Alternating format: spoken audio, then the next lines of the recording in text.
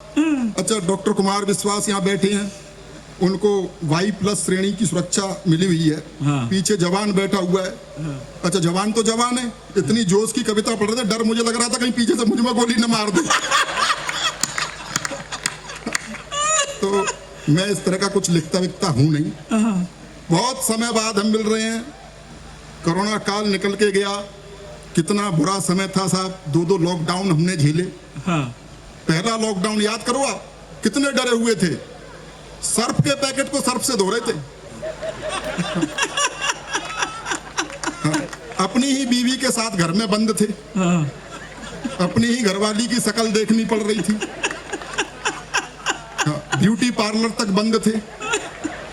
बाद में सरकार को थोड़ी सी दया आई तो उसने शराब के ठेके खुलवा दिए। हाँ, जिसको पी करके चुड़ैल भी सुंदर दिखाई देती है। बहुत अच्छे। हाँ, मैं सच्ची घटना बता रहा हूँ आपको भैया। वो मेरी पत्नी, लॉकडाउन लगा हुआ, बाहर पुलिस, जिनकी ये बार बार प्रशंसा कर रहे हैं, वर्दियों को प्रणाम। उस समय वर्दी जो प्रणाम कर रही थी हमें, हाँ, जो लट बजा रही थी। मेरी पत्नी बोली मेरी लिपस्टिक खत्म हो गई है, जरा मेरी सहेली के घर से एक लिपस्टिक ले आओ। मैंने कहा तेरे जरा से होठ लाल करने के चक्कर में पुलिस मेरा क्या क्या लाल करेगी। उन विषम परिस्थितियों से हम निकले हैं। मैं आपको थोड़ी देर आपका मन लगाना चाहता हूँ। मैं कविता विता में ज्यादा जानता नहीं हूँ। डॉक्टर कुमार विश्वास यहाँ बैठे हुए हैं, ये मेरे बड़े भाई हैं, मुझे बहुत प्रेम करते हैं। हम और डॉक्टर कुमार विश्वास इकट्ठे जवान हुए। अच्छा, इसमें हंसने की क्या बात है। हम और डॉक्टर कुमार विश्वास इकट्ठे जवान हुए। वो बात अलग है कि जवान होगा और मैं इकट्ठा। बहुत अच्छे। सच में बहुत प्रेम करते हैं। तमाम देशों की यात्राएं मैंने इनके साथ की हैं, और वही प्रेम है मेरा और इनका आजकल, जो इनका केजरीवाल के साथ चल रहा है। अच्छा, विदेश ले जाते हैं मुझे, ऐसा नहीं कि प्रेम करते हैं इसलिए ले जाते हैं, इज्जत बचा के मैं ही लाता हूँ। जैसे ये बाहर निकलते हैं लोग, भाई ज्ञान और कविता तो बाद में सुनेगा, पहले इनकी कद काठी को देखता है। तो बाहर के विदेशी लोग सोचते हैं भारत में भुखमरी है। बाद में मैं निकलता हूं तो समझ जाते हैं क्यों है। अच्छा, सच बता रहा हूं मैं, इनके साथ VIP व्यवस्था मिल जाती है भाई, कमांडो वमांडो आ जाते हैं ऐसे। और अब तो आपको पता ही है Y+ की सुरक्षा इनको मिली हुई है, तो वो आ जाते हैं। और उनके साथ में मुझे भी मिलती हैं, घेरा बनाओ भीड़ से बचाने के लिए, घेरा बनाओ घेरा बनाओ घेरा बनाओ। मैंने कहा भैया इनका बनाओ, मेरा तो बना हुआ है। घेरा बनाओ। अद्भुत प्रेम की कविताएं इन्होंने लिखी, पूरी देश और दुनिया ने गाई। हम सब लोग गूगल पर सर्च करते हैं, गूगल इन्हें सर्च करता है। गूगल हेडक्वार्टर तक इनको सुना और बुलाया गया। चुहलबाजी कितनी भी करने पर एक बात बहुत गंभीरता के साथ कहना चाहता हूं मैं, डॉक्टर कुमार विश्वास हिंदी कविता का वो कोहिनूर है जिसकी चमक में हम जैसे कंकड़ पत्थर भी कवि हो गए। क्या बात है, वाह वाह वाह, बहुत अच्छा। इन्होंने मुक्तक लिखे, प्रेम प्यार की कविताएं लिखी, लेकिन मेरा मानना ये प्रेम प्यार की जो कविताएं हैं वो कोई खास बात है नहीं। ये कॉलेज टाइम में जो कुछ हरकतें की गई होती हैं उसका काव्यानुवाद है। कॉलेज तो मैं भी जाता था, बहुत अच्छे, लेकिन मैं पढ़ने जाता था। बहुत अच्छे। प्रयास मैंने भी किए कि कोई प्रेमिका हो सकता है इनको दिखी हो प्रेमिका की नीली नीली आंखें, तो वैसा लिख दिया। मुझे तो उसके बाप की लाल पीली पहले ही दिख गई थी। बहुत अच्छे। प्रयास मैंने भी किए। ऐसा नहीं कि प्रेम में जैसा ये बताते हैं सब कुछ ठीक ठाक चलता है, प्रेम में कभी परिणाम दूसरी तरह के भी आते हैं। युवा पीढ़ी के लोग यहाँ बैठे हैं, आनंद लीजिएगा। अखियां लड़ गई। क्या बात। अरे परिणाम सुनो पहले। अच्छा। अखियां लड़ गई, एक पल्ले पड़ गई, बात बढ़ गई, दिमाग को चढ़ गई, मेरी जिंदगी में एक कहानी और गढ़ गई। इजहार किया तो 3-4 जड़ गई, महीनों की आशिकी मिनटों में जड़ गई। बहुत अच्छे। अर्जुन भाई, मैं आपसे सच्ची बता रहा हूँ, ये भी कोई जोक नहीं है पुराना। जब आप कविता पढ़ रहे थे ना, मैं नीचे चला गया था, तो ये कह रहे थे कि वो फांसी लगवा दो। वहीं पे क्या लाइन थी वो भाई साहब? अभी हरियाणा के लोग हैं, आप में से बहुत से सुधी श्रोता होंगे, पर हरियाणा के कैसे होते हैं, बहुत सीधी सीधी बात कहते हैं। बोले भाई ये हमसे फांसी लगवाना क्यों चाहता है, ये खुद क्यों नहीं लगा देता, खुद जल्लाद सा लग रहा है। तो ये कवियों के चक्कर में आप पढ़ना मत। हाँ हाँ, क्यों इनकी भावुकता के चक्कर में पढ़ने की जरूरत नहीं है। कुछ नहीं होता, कोई तर्क पर कवि, बहुत से कवि ऐसे आ गए साहब जिन पे कोई तर्क नहीं होता। एक कवि कहता, इन्होंने भी एक लाइन मिलाए थे, इंच इंच। एक कहता था, पाकिस्तान तेरी छाती पर इंच इंच पर तिरंगा गाड़ लेंगे। मैंने कहा भाई इसमें थोड़ा गैप कर ले। भाई इंच इंच गाड़ने के लिए निकलेगा कहां से, थोड़ी जगह तो छोड़ो। होता कुछ नहीं, कई लोग आते हैं साहब, बहुत कठिन शब्दों का प्रयोग करते हैं, चिल्ला के सुना देते हैं, आप डर के मारे ताली बजाते हो। पिछले दिनों एक कवि को सुनता था, बात कुछ नहीं थी, तालियां बजती थी। वो कहता था, अंधकार के घोर तिमिर में, अंधकार के घोर तिमिर में। अर्जुन भाई सुनिए, आपने महाभारत में बहुत शानदार भाषाएं बोली, आज आप कोने पे बैठी हैं। सच में मुझे अच्छा नहीं लग रहा है। भीलन लूटी गोपिका भाई अर्जुन भाई बढ़िया बात है। लेकिन आप इनके लिए एक बार ताली बजा दीजिए और आयोजकों के लिए ताली बजा दीजिए कि इन्होंने इस मंच पे, इससे बड़ी एकता कहाँ मिल सकती है जहाँ फिरोज अर्जुन बनते हो और इस मंच पर हो हिंदी के कवि सुन। एक बार जरा तालियां वालियां आप बजा दीजिए। बढ़िया, मैं बड़ी करता हूँ, सब मान नहीं रहे। मैं एक दो व्यंग्य छड़काओं से आपको जोड़ना चाहता हूँ। जिस तरह की कविताएं मैं लिखता हूँ, समय की अपनी सीमाएं हैं, तमाम समस्याएं इस देश में हैं और देश की क्या एक विश्व की बड़ी समस्या है रोजगार की, उसे रेखांकित करना चाहता हूं। सेना की भर्ती की लाइन में खड़े एक बूढ़े को देखकर, वाह, सेना की भर्ती की लाइन में खड़े एक बूढ़े को देखकर ऑफिसर गरमाया। उसने बूढ़े से कुछ इस तरह फरमाया, बुढ़े शमशान प्रतीक्षा कर रहा है और तू सेना में भर्ती हो रहा है, क्या दिमाग में कीड़े पड़े हैं? तो बूढ़े का जवाब था, नंबर आते आते बूढ़े हुए तो हम क्या करें, लाइन में तो जवानी से खड़े हैं। वाह वाह वाह, बात आप तक पहुंची, बहुत बहुत धन्यवाद। मैं चाहता हूं, डॉक्टर कुमार विश्वास जी ने जो मुक्तक लिखे, हाँ, मैंने कुछ तुक्तक लिखे हैं। अच्छा, हाँ, एक दो तुक्तक मैं आपको सुनाना चाहता हूं, उसके बाद एक छोटी सी कविता। हाँ, डॉक्टर कुमार विश्वास ने लिखा, मोहब्बत सिर्फ एहसासों की पावन सी कहानी है, कभी कबीरा दीवाना था, कभी मीरा दीवानी है। मैंने कहा करके देखो तब पता लगेगी मोहब्बत है क्या। आनंद लीजिएगा जी। मोहब्बत सिर्फ खर्चों की बड़ी लंबी कहानी है। वाह, देख रहा हूं काफी लुटे पुटे भी बैठे हैं।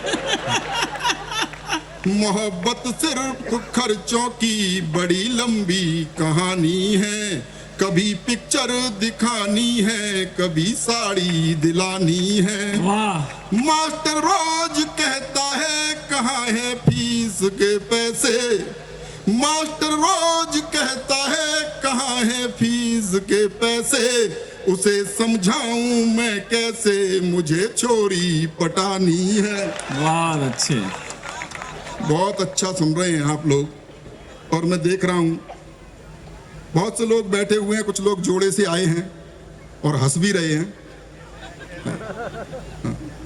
तुम अकेले हो तो तुम ज्ञान ले लो। जो अकेले, भाई जिनकी हो गई उनका तो मैं कर क्या सकता हूं, पर जो बचे हुए हैं उन्हें ज्ञान देना चाहता हूं। अच्छा, जैसे विवाहित महिला की पहचान होती है कि उसके गले में मंगलसूत्र यहां तक लटका होता है, विवाहित पुरुष की भी पहचान होती है, उसकी गर्दन यहां तक लटकी होती है। अब जो बचे हुए हैं वो आनंद लीजिएगा इन चार पंक्तियों पे।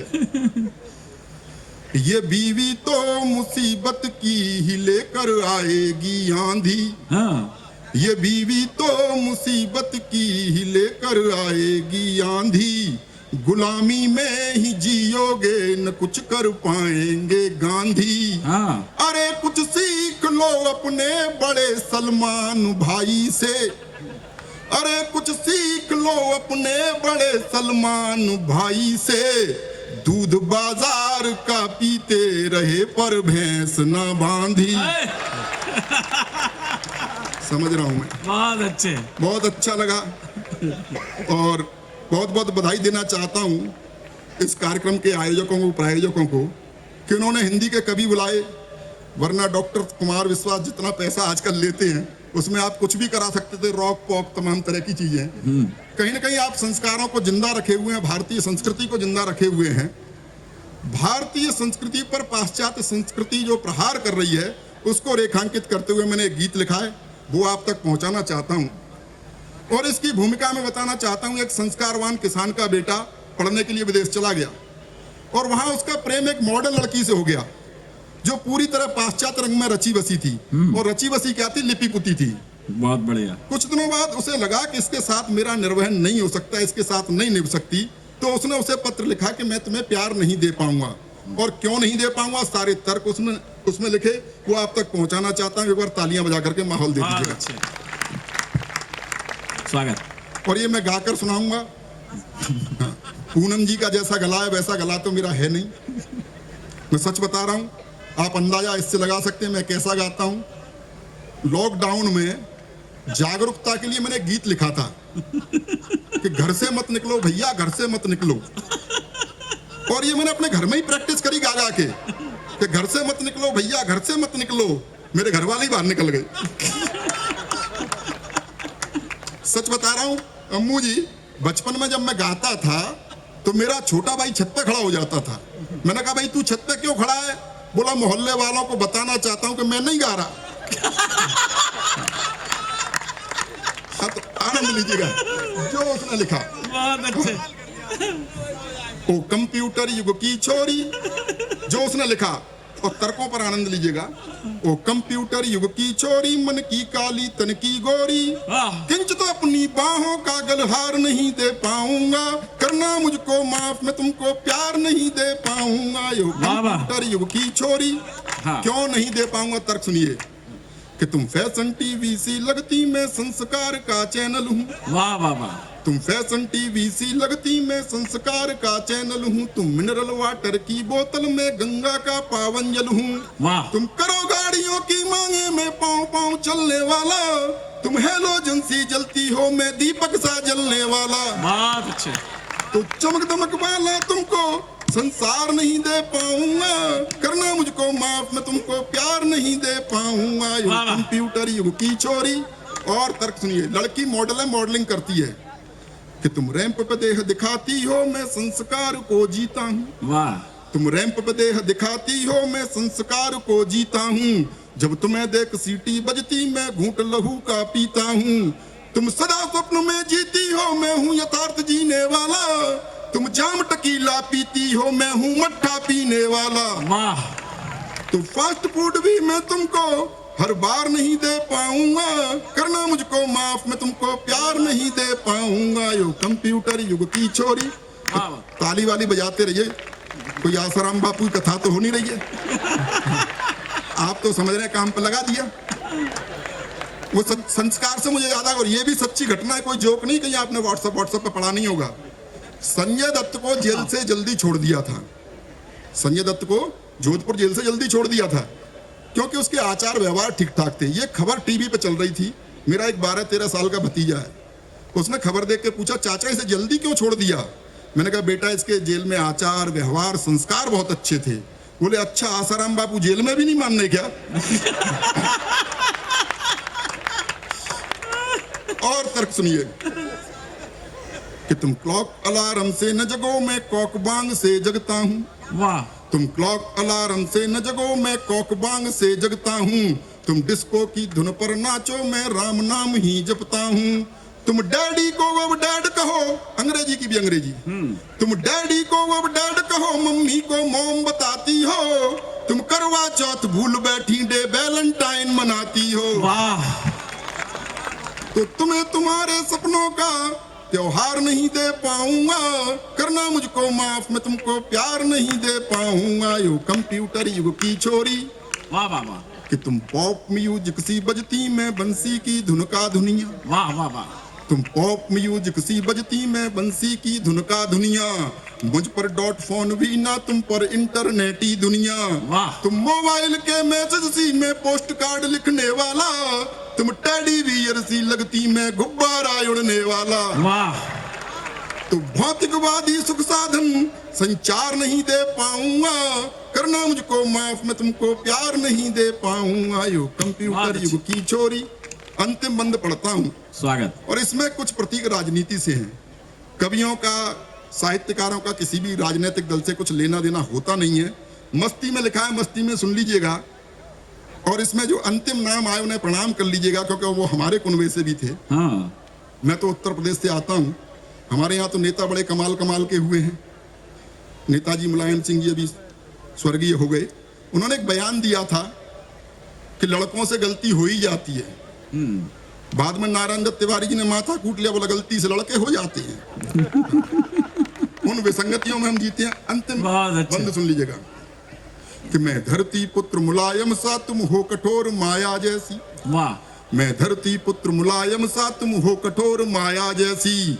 मैं सिंह गर्जना वाला हूँ तुम हथनी की काया जैसी। वाह। तुम सब कुछ अपना हार चुकी, तुम सब कुछ अपना हार चुकी। मैं जीता हुआ जुआरी हूँ, तुम इटली की रानी जैसी। मैं देसी अटल बिहारी हूँ। तो तुमको अपने जीवन की सरकार नहीं दे पाऊंगा, करना मुझको माफ मैं तुमको प्यार नहीं दे पाऊं। बहुत बहुत धन्यवाद।